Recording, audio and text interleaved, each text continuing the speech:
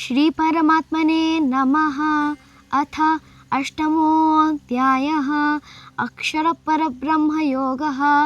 अर्जुन उवाच किं तद्ब्रह्मा किमध्यात्मं किं कर्म पुरुषोत्तम अधिभूतं च किं प्रोक्तम् अधिदैवं किमुच्यते अधियज्ञं कथं कोत्र देहेऽस्मिन् मधुसूदन प्रयाणकाले च कथं ज्ञेयोऽसि नियतात्मभिः।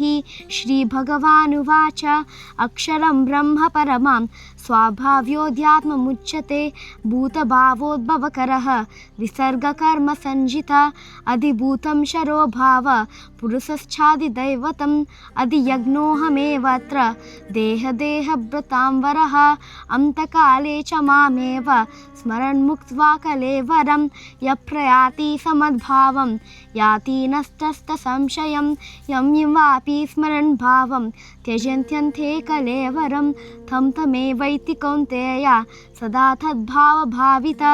तस्मात् सर्वेषु कालेषु मामनुस्मरयुध्य च मय्यार्पितमनो बुद्धिः ममेव शस्य संशयम् अभ्यासयोगयुक्तेन चेतसा नान्यगामिना परमं पुरुषं दिव्यं यतिपार्थानुचिन्तयम्।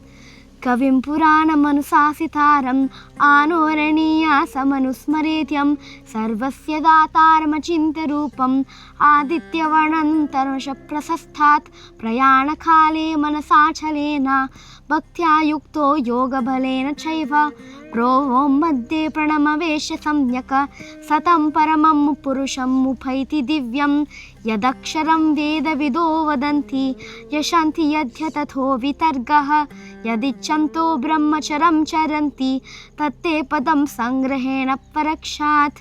सर्वद्वाराणि संयम्य मनोहृदि निरुध्य च मूर्ध्यानदाय तः प्राणम् आसितो योगधारणम् ओमित्येकाक्षरं ब्रह्म व्यहरन् मामनुस्मरन् यः प्रयाति त्यजन् देहं स याति परमं गतिम् अनन्येच्छेत सततं यो मां स्मरति नित्यसः तस्याहं सुलभपार्थ नित्ययुक्तस्य योगिनः मामुपेत्य पुनर्जन्म दुःखालयमशाश्वतं नाप्नुवन्ति महात्मानः संसिद्धिं परमं गतः अब्रह्माभुवनालोक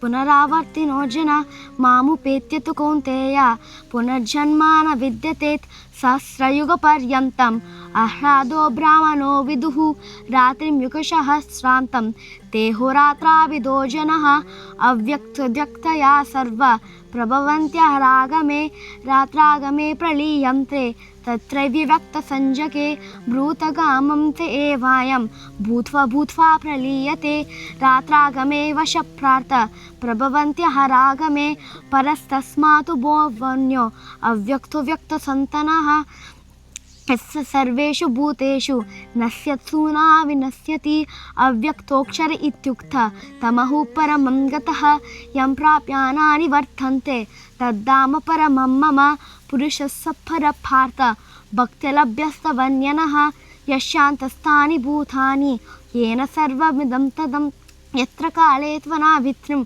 अवित्रिं चैव योगिनः प्रयाति तं कालं यक्षामि भरतर्षभ अग्निर्ज्योतिरः शुक्ल षण्मास दक्षिणायनं तत्तचन्द्रामशं ज्योति योगी प्राप्य निवर्तते धूमो रास्यस्तथा कृष्ण षण्मास दक्षिणायनं तत्तचन्द्रामशं ज्योति योगी प्राप्य निवर्तते शुक्लकृष्णे गति हेते जगतः शाश्वते मते एकाएत्यनावित्रम् अनन्यवर्तते पुनः नैतश्रुतिपार्थजानं योगी मुह्यति कश्चन तस्मात् सर्वेषु कालेषु योगयुक्तो भवार्जुन वेदेषु यज्ञेषु तपस्सु चैव दानेषु यत् पुण्यपरं प्रतिष्ठाम् अत्येति तत्सर्वमिदं विदित्वा योगी परमं स्थानमुपैति चाद्यम्।